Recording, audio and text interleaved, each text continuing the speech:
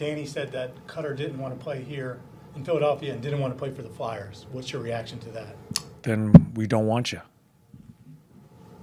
John, I believe you've met Cutter Gauthier before. Were you surprised that he... I don't know Cutter from a hole in a wall, you know? So, and I'm not too interested in talking about him. I'd rather talk about Jamie. Two things we got to address here then with the trade as a whole. First, Gauthier to Anaheim. Holy fuck, do they have some talent? And the trade made a lot of sense on paper, like for them especially, because their blue line is stupid fucking deep. So let's just talk Gauthier going there. One, how fucking sick is that? And two, do you see that meaning that a guy like, is the writing on the wall that a guy like Zegras is getting traded, especially not being a Verbeek guy? I wouldn't say the writing's on the wall. Obviously this year it's just not gone well for Zegras. I'm curious to see, you know, how it ends up shaking out. I mean, I think he scored a couple the other. I was actually shocked because, like, I watched a little bit of Anaheim at the beginning of the year just because they were very fun. They're like winning games here or there. They were giving every team a problem. And they were like playing Minchikov and Carlson and McTavish. So, like, it was just a fun squad. And then as obviously the year went on, I stopped keeping track. But like the other day, I just like was looking through the scores. I saw Trevor Zegras scored like third goal of the year. I was like, what the fuck? I was like, wait, what did I miss? Did he get goals taken away? Is he being penalty? They outlawed the Michigan. yeah, they took it away. It was crazy. So obviously, again, like there's been, you know, people talk about he's just not a Verbeek guy. He's not. I don't know. I'd be hard pressed to think like they would be okay with giving up on Zegras right now. Like we've seen what he can do. But the thing with like bringing Gauthier is like, you've got another guy that, yeah, he could be a center. He could be a wing. He's an incredibly dangerous offensive weapon on a squad loaded with young offensive like weapons. So he just gives you more options there. You know, you don't need Zegras to play center. You can play wing. Or if he does end up center, like Gauthier can play wing, like, and that style meshes really well just with that. But eventually, you've only got so much money. Like you got to figure out how you're going to allocate shit. And I feel like Zegras is all flash, zero, like, just doesn't really have the nail gun to him at all. And I feel like Verbeek gives a lot of shits about that. And you look at all their other guys. Most of them do. Gauthier does. Your fucking boy Carlson does. Even Troy Terry does to an extent, right? Like a lot of these guys, there's more to their game. Where Zegras, filthy and awesome from a marketing perspective. Like any team should overpay for him just because of the marketing aspect. But he is probably the most expendable asset and one that you can get a lot back for as you're clearly still in the rebuild motion. I also think just like awesome that they are low key Team USA. Like they literally just stock the cupboards from the National Development Program. And I love it. Like look at their blue line. They got Lacombe, I know. And dude, Drysdale being gone only helps him. Him and Zellweger are pretty much going to be running shit. You got Troy Terry, Captain America, basically junior TJ Oshie. Zegras, of course. Now Cutter Gauthier. I know they've had others. It's just a very interesting dynamic that makes me weirdly want to cheer for the Ducks, even though their jerseys are ugly as sin. Oh, yeah. God, gross. They could do. Gross. They have done so much better. Yeah, I would say it certainly makes Zegras way more expendable. So I would be. Colors. I would say they are definitely.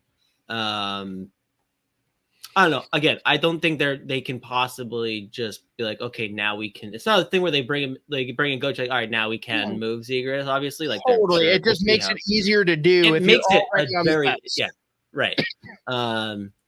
Because Gauthier brings you pretty much like maybe slightly less of like 80% of the skill and way more sandpaper. At 178 million% more of like the like I will kill you every game. 178 million. I love it. Yeah. Gauthier, like he's fucking awesome. The thing with him is like he is definitely more of like the finisher than like a driver, right? Like he's not going to be the engine on that, or it's not necessarily like he's not the primary playmaker, but he is the finisher. Like he will score and he can make plays, but he's not the guy that's like orchestrating the offense. But like in terms of just like a fucking pure raw finisher, which makes me think that he's probably more suited to be like a winger. But like just imagining, like in my head, I'm just picturing a first line of Carlson with McTavish. Who's and the Gauthier. center? You can flip Carlson and McTavish. And like they've done both. He's been playing center. Yeah, I'm kind of just with his goal scoring. I need Gauthier with Terry. I need it. Yeah, Troy Terry's. I love Troy Terry, dude. I'm sorry. Like, great personality. He rocks so fucking hard, and he's no one respects him. I love him. And again, just him going full TJ Oshie shootout in World Juniors. Love him. Love him. Yeah. He was sick for Denver too. Oh yeah. Yeah, absolutely. And it's crazy. Like you had mentioned too, with having Drysdale going the other way, obviously making that's what we're getting into right now. For guys like Jackson Lacombe, who is my God. First of all, in college, Jesus, what a player. He is fucking awesome. But like now you're looking at the young defensemen that they have already too. And even with a departing Jamie Drysdale, you still have 6 or 7 like blue chip, even younger defensive prospects in your pool that now there's like one big old spot to compete for. Dude, 2024 too, like pretty top heavy with defensemen. Very likely that they pick up a blue chipper on the blue line this year, assuming they don't end up in the Yzerman Celebrini sweepstakes, because that is competitive. I had to pull up their prospect pool with the decor, dude. Like it's sick. Pavel Menchikov, if you want to. I mean, I know he's not a prospect that he's in the NHL. It's his first year. It counts, right? I'm just going young defenseman. Young defenseman. Menchikov, Lacombe, Tristan Luneau, who was QMJHL Defenseman of the Year last year. That's why I don't know who he is. Already got some games this year and looked good before he got hurt. Olin Zellweger. Can you stop? Lindstrom, I don't give a shit about that one. Drew Hellison, Tyson Hines, Noah Warren, Ian Moore, like Rodwin Dionetio, unbelievable player. He got drafted this past year. Will Francis, he's a young, good, solid player. Port 05, like it's unbelievable. Like, and it's just a decor that also has a little bit of everything. But again, just like with Drysdale going the other way, like he is right around the time now where he kind of needs to, like, first of all, just fucking stay healthy. I feel bad for that kid because like his upside, people were shitting on the package. They were quite compromised with what they could really do. And like, honestly, people go nuts about this shit, about how like the GMs are always helping each other out. Like, good for the GMs, like not leaking this. Yeah, I like that's fun. Wild, dude. I listen to Jeff never religiously, and he talks about it every fucking segment. Wow, it's just weird that like you never hear a GM come out and applaud other GMs for not talking.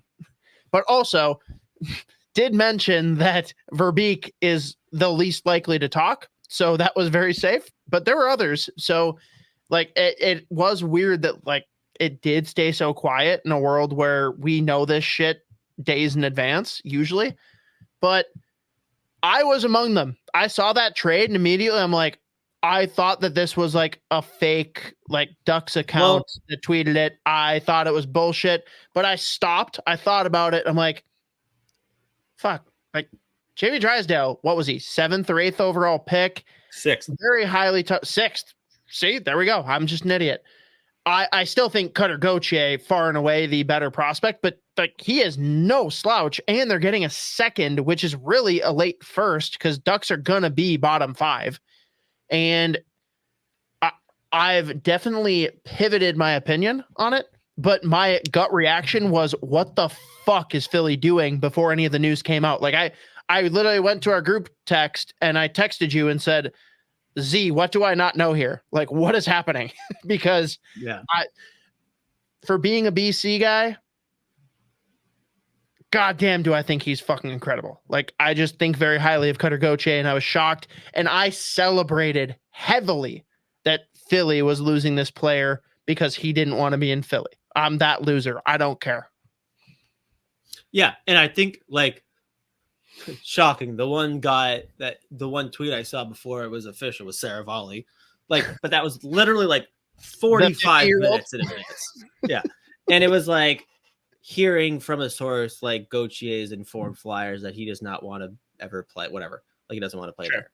So he's gonna whatever. And I think 45 minutes later, the trade. So usually, like you said, there is something like out there known that this is a rumor. This was just like it happened. Like, done. How sick is Jamie Drysdale, the as Tortorella claims him, the Rover? Yeah, that's the thing. That's what's going to be fascinating to watch. Because yeah, he is like, but when healthy, and there's a reason this kid went 6th overall. Like he is legitimately unbelievable when healthy. It's this thing. He literally hit the NHL and like got hurt basically immediately. I think his first year maybe he had his full. He may have played one full year and was like pretty good too. And then I think his second and third year he started to get hurt. Yeah, there you go. Every loves him from already. Slaypool, every time Drysdale touched the puck, the crowd cheered very loudly for him, and we love him already. Yeah. But I mean, again, when he's on and playing healthy and he's at his best, like he is unbelievably skilled, unbelievable skater. Like watching like those high risk plays where he's just dancing with guys draped all over him along the offensive blue line. Like if you lose the puck, 100% breakaway the other way. I would imagine what Tortorella fucking hates. And he loves just jumping up, enjoying the rush, and getting involved offensively. Like you'll see him like what the fuck is Jamie Drysdale doing behind their net right now, setting up in Gretzky's office? Like what's he doing? See, but to me, Z, is this crazy to say? Like, because I always compared Addison to Letang, just in like, give Addison time to develop, right? He is going to mature, and of course, he's banished to San Jose. We don't talk about him much anymore, but Drysdale is more of a high event. Kalen Addison. Kalen Addison has the vision. Drysdale has the gumption. He pushes. He goes. He is up in the middle of the play.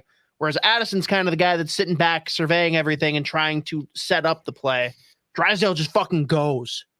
Yeah, and that's the thing. The word you just high event hockey, like that is Jamie Drysdale. Like this is a kid that fucking loves having the puck on his stick and being involved in the offense and like so often driving the offense from the back end. Like this is one thing that I talked about quite often 2 years ago for the draft with Denton Mateychuk, where like I think he would average like 160 puck touches a game, which is fucking insane as a defenseman. But like that's Jamie Drysdale. So hopefully he can just string together consistent injury-free hockey because this ceiling is insanely high with him. So again, like just the fact that the past couple of years haven't gone well for him in terms of staying healthy sucks just because that's where like so much of like that's all they got for Cutter Gauthier sentiment comes from. But I mean, what's Jamie Drysdale? He's fucking 20, 21, 22 years old. He's still incredibly young. So they still get a super high ceiling, high potential defenseman. And like, I'm just imagining him playing 25 minutes a night with like Travis Sanheim, who's incredible, like all around, so good defensively. where like he kind of gives him like some safety protection there, like it's a safety net for like letting Drysdale run loose. So it'll be interesting to see how much rope that like Tortorella is willing to give him. I do, and that's one thing too. I want to point out, like Tortorella, people can say all they want about him. He's absolutely evolved as just like a coach. There's certain things he won't put up with. Obviously, we all know that, and he loves to test guys, as we've seen. But he is an incredibly smart coach, and like he is absolutely awesome. Evolving with hockey. And like Jamie Drysdale's game is where the modern day defenseman is headed, where it's just like they're everywhere. They're not a stay at home like. Good. Well, no, I was just gonna say like he is the perfect fit for Torts, where he has the current day skill set, and Torts is the perfect coach to rein him in enough to make him that complete player to play today's game, but also be responsible-ish, right? But I also wonder, like, what do you think about? Isn't a bad defender either. Like that. No, it's just that's not his game. It's just like Chris Letang. When he gets burned, you fucking notice. But no one talks about the times over and over that he doesn't get burned. Like the ability's there. It's just with that high event hockey, you are going to get burned occasionally, and that's what everyone's going to point at. Think Matt Dumba, which obviously after the injury, we saw it happen a little bit more frequently. But like no one looked at the good plays. It was just highlighting the bad plays. But I'm curious, do you think with all the noise around this, with all the Cutter Gauthier discussion, do you think Tortorella is in any way more inclined to find a way to make Jamie Drysdale work and to empower him a little bit more, to give a big middle finger to Gauthier, to shut people up that are complaining about it? I think what'll be interesting to track is like his post-game availability with the media. Like he is calculated with this shit too. Like he's always done this. He did this with Cam York last year, which another super high ceiling defenseman in Philly. Again, like they've got some dudes coming too. They've bolstered that prospect pool despite losing. I'm really sad that him and Bobby Brink are there. I want them out of Philly. Yeah, Bobby Brink's so fucking good. Dude, like he did the same shit. Journey, dude. Oh my god. Oh yeah. As a sophomore. Mm-hmm. But so like Torts did this last year with Cam York, where he was just like out of nowhere, basically like banished him to the AHL after saying nothing, and like shit on him, called him up, and like he played like a little bit in his first game back, and his whole fucking media availability is like, I thought Cam York was the best player on the ice. Like he was just going off. So like, but I would imagine that he will be, I do think he's going to give more rope to Drysdale than people are used to, or like people would like assume without really, again, because Philly's like good this year, which is still crazy. It still confuses the shit out of me. The whole Metro, it's not a flash. They're all like razor thin. It's like Rangers are a little bit, and then Columbus. Columbus is way back here, and then everyone else is right in the middle. Columbus is going to get relegated. So like, like other than that, everyone's a razor thin. If they do, can the Wild steal their third jerseys? Because they are the second best jersey in the NHL right now. Yeah, behind the Kachina. Yeah, they are phenomenal. But I do think that Tortorella, first of all, he will be doing everything. He'll not need, but really want this to hit big time, obviously. But like, I'm going to be so tuned in to the next like 15 post games, because I would not be shocked if he is just hyping up Jamie Drysdale. You won't have to tune in. It will go viral. Just log into Twitter. Game. But like, again, like, and just touching on what I was starting to say before, like, it's the same shit with people that don't watch these fucking prospects like closely for a long time. If it's a defenseman who has good offensive numbers, people that have never watched them play hockey before, every fucking time, they always like, well, he'll need to be better defensively. I'm like, how the fuck would you know? You had never heard of this kid up until like 25 minutes ago. Like, you don't even know. Everyone's got an opinion. It's like he's a point per game defenseman. It's like, oh well, that's not what this league's about. It's like, oh well, Cale Makar just won the fucking he just won a Conn Smythe, putting up like 2.5 points per game in the fucking God, playoffs. can you believe I have a bet with my coworker straight up that Cale Makar will outscore Evan Bouchard? That's brutal. Like the one that took Bouchard is the mush, right? Yeah. I'm just making sure. I have to hear you say it. You just said it's brutal. You didn't really indicate which way. Well, it's just like I'm like racking at my brain. Like, when did this happen? It's like, Yeah, it happened at work. I think you know who I'm talking about. yeah, I was gonna say that's when I was like, oh wait, no, it's making sense now. Yeah, anyway, it makes a lot more sense now. But no, yeah. We have several quote unquote lunches on the line for that. And he already owes me like 4 lunches because I just rake him on bets. So yeah, I mean, I would imagine he's not fucking doing well. He's probably not one of those sports betting people on Twitter. It's just like he bets a lot. He bets a lot. It gets interesting. Hey But man, you should stop. Yeah, we'll move past that. We'll move past that.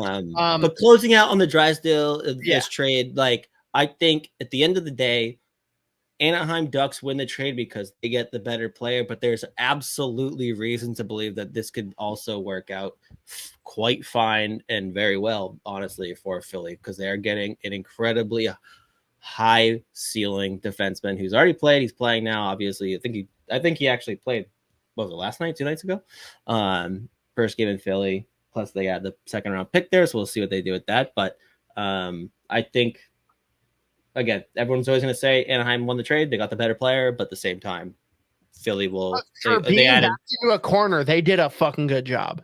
Yeah. Good for and at the end of the day, Jamie Drysdale is playing the NHL right now. It's like so. And it fits their organizational need too. Their power play was worst in the league. He is exactly what you're looking for, and he is a long-term solution for that role that they haven't been able to fill since Shane Gostisbehere. Right. Yep. So good for them. Just crazy. I love these fucking trades. You don't see stud blue chip prospects getting traded like that very often. It's fun, but you got to feel for Drysdale. Like he had no fucking clue. Like this was out of the blue. He's like, what the fuck? I'm leaving the beach and I'm going to, oh my God, Philadelphia. Oh, you couldn't have waited till fucking like spring. God damn it. Like, fuck me. The deadline is months out. What the fuck?